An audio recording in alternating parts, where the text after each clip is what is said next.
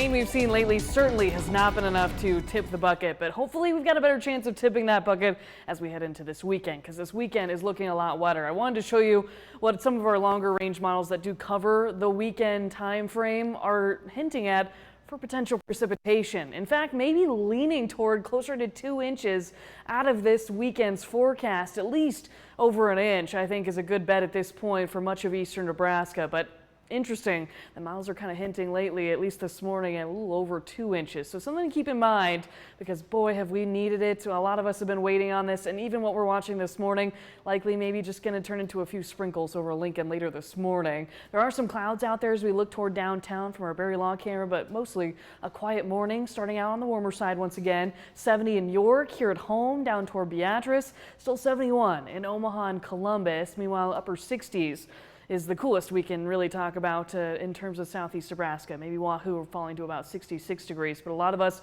headed back to the low, middle, if not upper 80s again today, right around 90 degrees, with a south wind certainly helping once those clouds clear, around 10 to 20 miles per hour, occasionally gusting up to 30 miles per hour. It's on the lighter side here in Lincoln and for areas east. Out to the west, along I-80, you're looking at winds closer to almost 15 miles per hour in the Tri-Cities as we get closer to 6 a.m. here this morning. But this is all we've got left of that overnight round of rain. Just a few showers kind of eking past Grand Island at this point and around Nuckolls County. Hebron will see a little bit more of this in Fairbury. That's good news, because that is where some of the severe drought has been developing.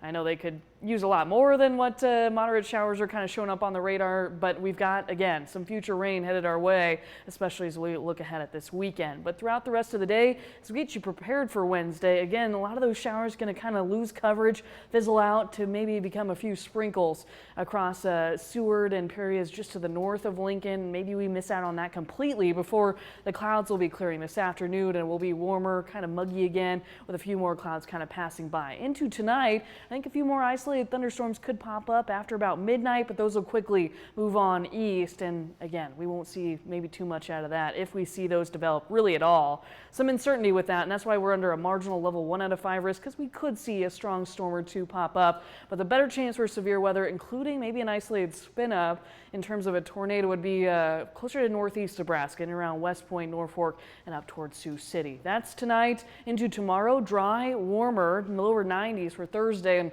Friday looking more of the same too, until we finally get the rain that we've been long awaiting for to come, as that system's slowing down, I think later on Friday, if not in the overnight hours, into Saturday and Sunday. And that'll actually help us cool down for a while too in the next week.